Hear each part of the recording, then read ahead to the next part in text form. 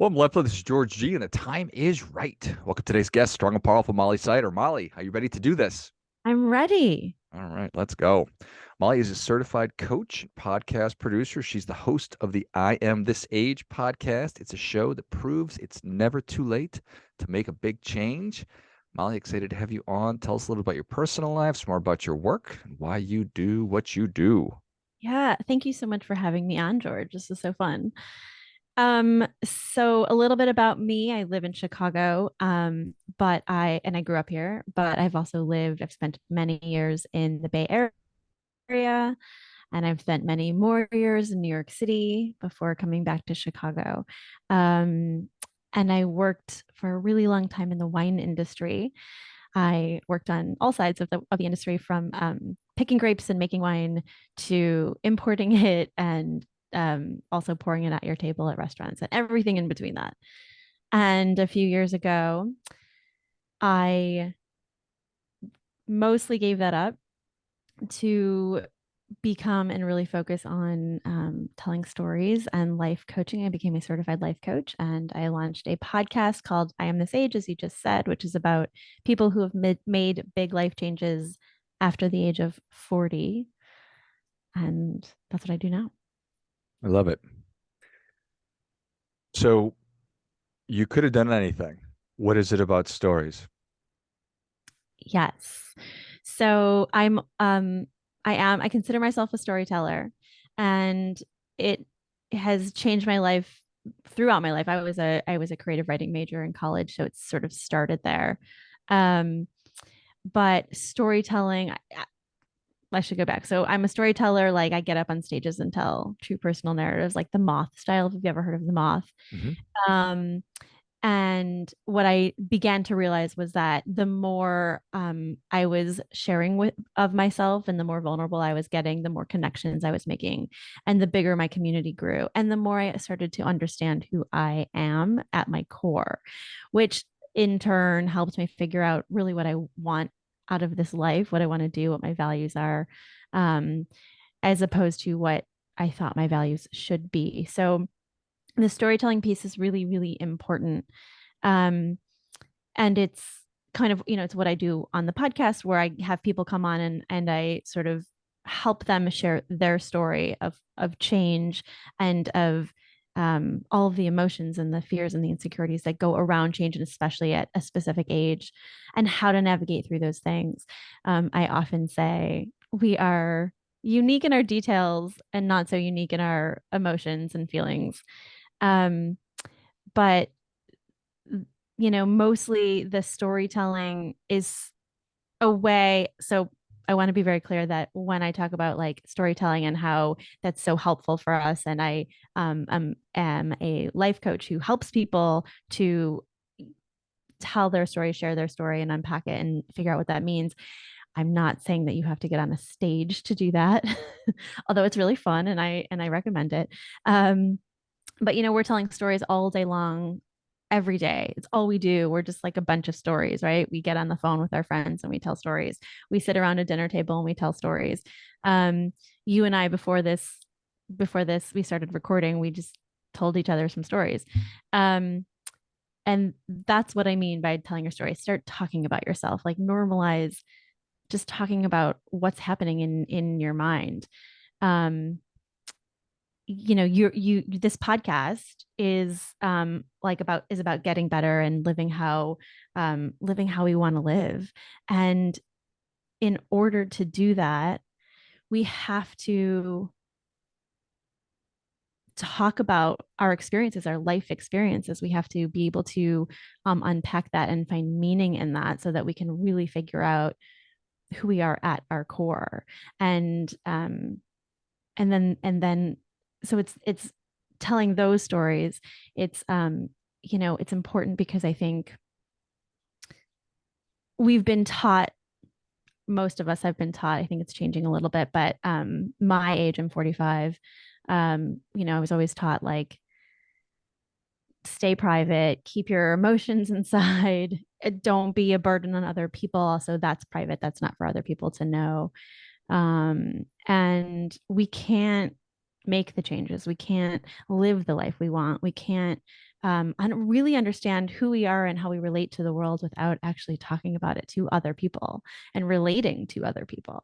And the other piece to that is, um, you know, we, like I said, we're always just we're telling stories all the time to each other, to our friends. We're also telling stories to ourselves, right? We're constantly telling ourselves stories in our head, and we often keep those things private because usually the stories that we're telling ourselves about ourselves that is something probably negative, that we're bad, that we're not good enough, we're unlovable, something like that. And oftentimes we're afraid to share that with the world because we're afraid that the world will then reflect back to us what we already believe to be true about ourselves.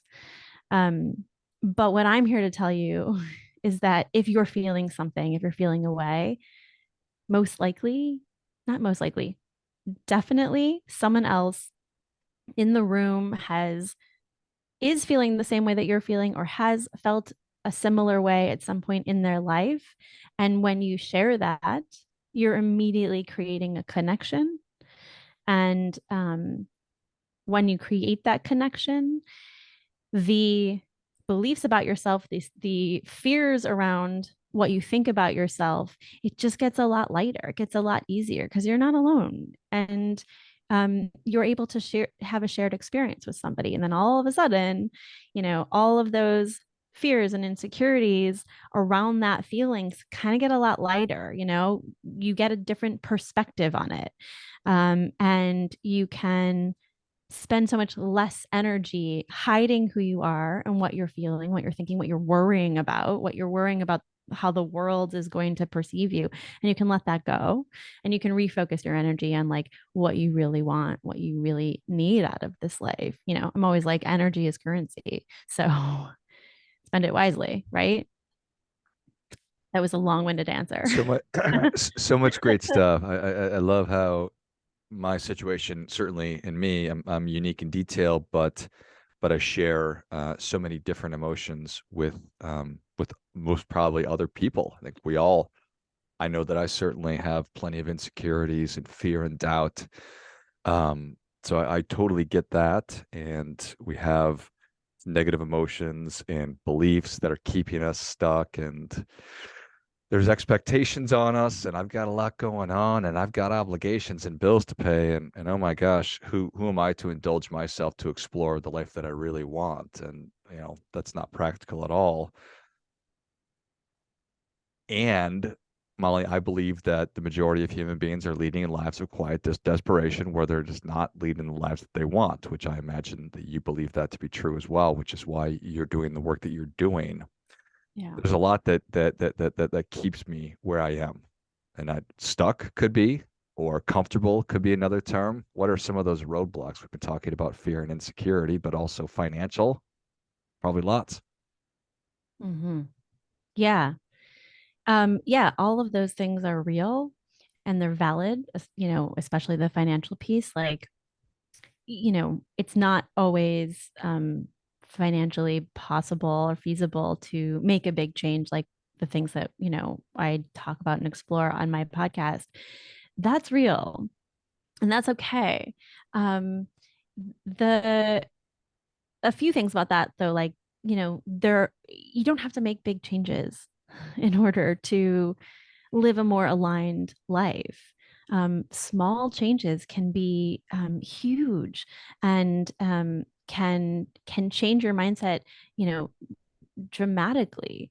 Um, there's it's as important, and in fact, in order to get to big changes, you have to kind of start with small changes, right?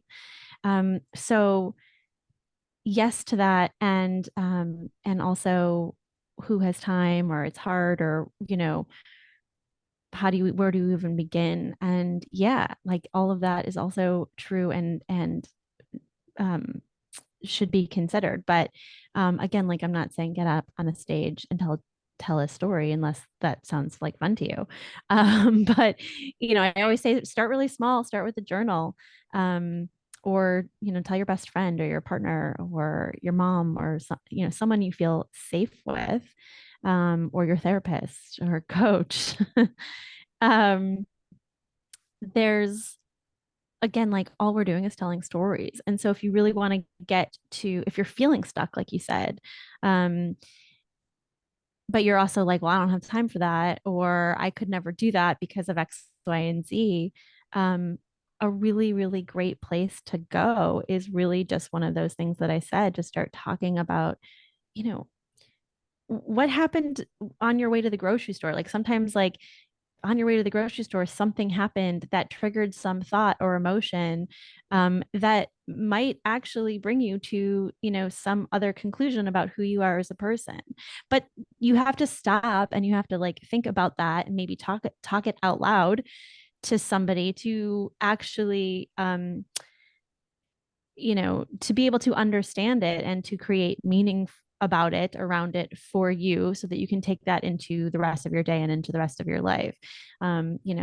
Stories don't have to be so huge and dramatic. They can be really, really tiny and as meaningful. Did that answer your question? It does. Yes, there is so I love thinking about, am I a human being or am I a human doing? And I think that for a long time I've been a human doing, and I am working to become a more self-actualized person, to be more of a human being. Um, and so I spend a lot of time thinking about this stuff, and I think it's immensely valuable. And the more I can do that, and if I can help other people to have those kinds of internal conversations and explore the stories I'm talking about or that I have going on between my ears, and how Mhm. I identify and my values and all those things, I think it's nothing but a really, really positive thing. And it's a lot. Yeah, yeah. You know, what I was thinking about when you said that was our values, like, we are certainly in this society, there's a set of values, I think, that are expected of us, and that may not actually be our own or serving us. And so part of this, storytelling, telling our stories, getting, internalizing it and getting to the core of who you are, really is getting to your core values and understanding what you really value versus what people have told you you're supposed to value, which I think is kind of what you're saying between, like, being a human, or what did you say? Sorry. Am I Human being doing versus a human being. human being versus human doing? And I think that's what kind of you're saying, is that a lot of us are sort of just doing the thing that we think we're supposed to do. And that's, if you're feeling stuck, if you're feeling like, unaligned, or, or maybe that's not even a vocabulary that you use yet. Like maybe you're just like, I don't know, like I feel like I should be happier than I am, or, I have this great life. Everything seems on paper to be great, but something is missing inside of me. This is where you start. This is where you kind of start to figure that out and untangle it.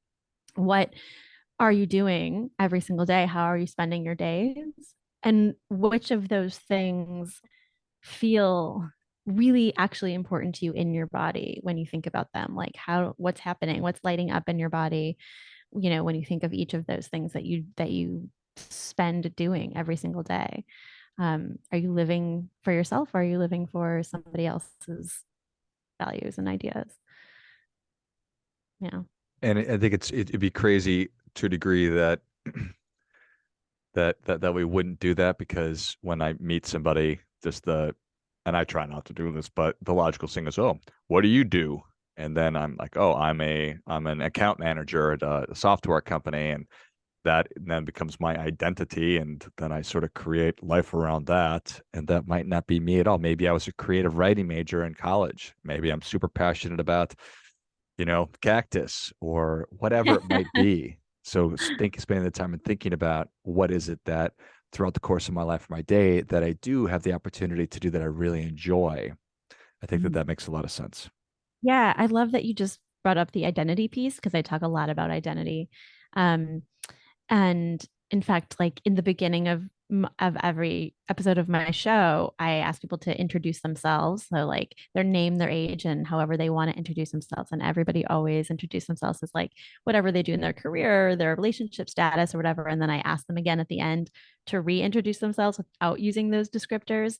And the point is that we are not our successes. We are not our failures. We are not our titles. We are not our relationship statuses.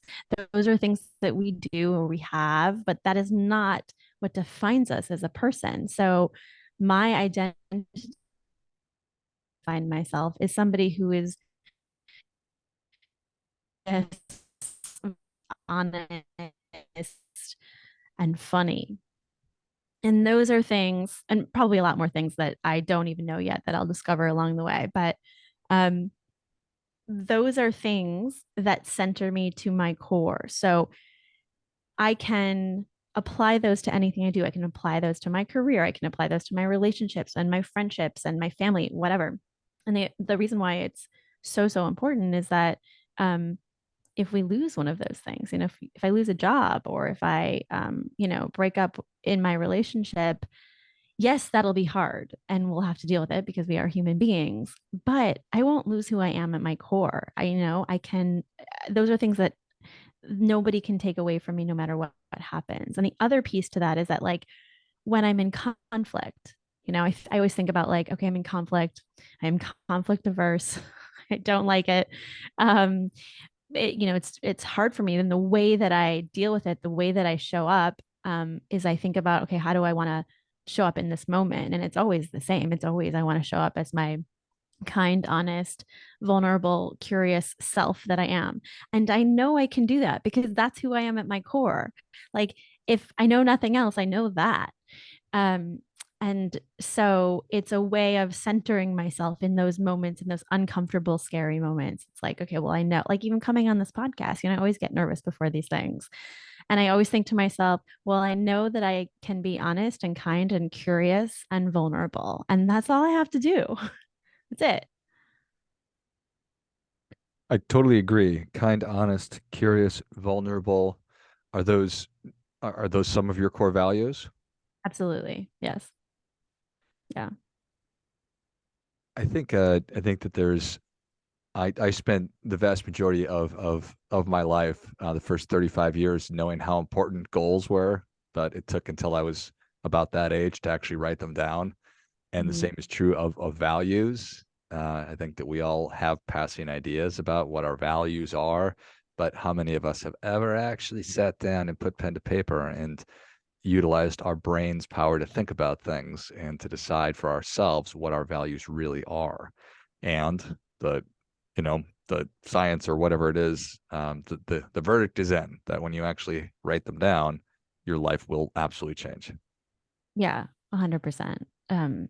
I mean, I see that with people, my age and older who are just like, oh my God, I'm just discovering this idea of values. So it's also never too late to figure this stuff out. And it's really important. And again, like if you're feeling stuck, if you're feeling like I should be happy, like, look at my life, everything seems like I should be like the happiest person. And yet I'm feeling like something's missing. I'm feeling unfulfilled. I'm feeling sad. I'm feeling whatever.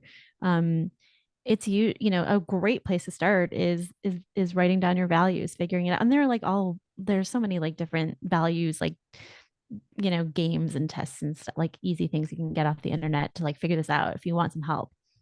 um but yeah, like if you're feeling that way, it's such a great place to start because you'll reckon, like if every single day you're doing something that you don't actually value, well, you know, that's a huge thing. That's a big deal.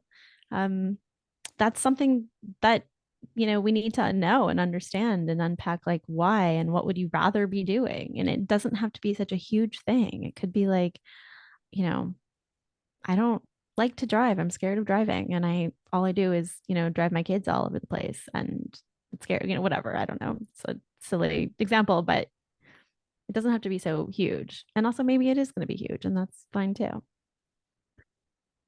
Yeah, it is. I think it's really the work to be done. We need to dive into this and look at the stuff that we dislike immensely or hate that we're constantly doing. And to your point, we don't need to make wholesale changes necessarily. A lot of the time, the practical and pragmatic and smart solution is looking for those small opportunities throughout life for the course of your day to get a little bit closer to what it is you want. Yeah, that's exactly right. It doesn't have to be so big and overwhelming in the beginning or ever, you know.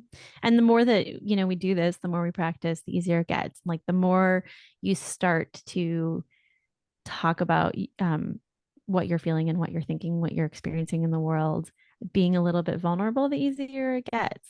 Like I used to be immensely private, immensely private. Um, and now I'm like, you don't have to be like me, but I'm like an open book. Like, let's talk about all of it because why not? What am I so afraid of? And truly, the more that I do this, the more I share with the world, or at least my world, the more like I realize that I'm doing just fine. I'm good. Yeah. We're not Yeah, alone. And also, you can't do it alone. Like, we can't do anything alone. I think that that's the other piece to that, to this whole thing is that, like, we're often taught to, muscle through alone, that's like the brave, courageous, like strong thing to do is like figure it out by yourself. And like, no, that is, that's not, don't let that go. That's not how life works. Like, we are not meant to do life alone. We cannot do life alone. Um, I say this all the time, and I think it's like on my website somewhere. It used to be, maybe it's not there anymore, but like, we can't do life alone. We're not supposed to do life alone. And what a relief we don't have to. Like, if you're feeling anxious, like, what's the easiest, fastest way to regulate your nervous system? Tell someone else that you're feeling anxious. It's scary. It's so scary. I still get scared about it because I'm like, what is somebody going to think of me if they know that I'm feeling anxious right now? Like, they're not going to love me anymore. Nah, they're going to love you just as much. Just tell them. And everything relaxes. We need each other and we need to talk to each other. We need to communicate. we must talk to the other human beings, Fun. Molly. And we I think must it's listen. We also must listen. We also have to listen to other people. So we have to tell our stories and we have to listen to other people tell theirs. Yeah. I think that that's well said. Well, Yeah. Molly, thank you so much for coming on. Where can people learn more about you? How can they engage? Tell us about the podcast and the coaching, all of it. Yeah. Well, first and foremost, if you like what I'm saying, if you need some motivational stories from people who are telling their stories and making big changes, come over to I Am This Age podcast and have a listen. Um, you can also just find me at my website, mollycider.com. That's like apple cider, but with an S. And you can also engage with me on Instagram. My Instagram is Molly at this age. Like, I am this age, but Molly at this age. Excellent. Yeah. Well, if you enjoyed as much as I did, show Molly your appreciation and share today's show with a friend who also appreciates good ideas. Go to mollysider.com, MOLLYSIDER.com, and check out everything Molly's working on. Check out the I Am This Age podcast, wherever you listen to your podcast, and then find her on Instagram at Molly at This Age. And I'll link all those in the notes of the show. Thanks again, Molly. Thank you so much, George. This was great. Till next time, remember, do your part by doing your best.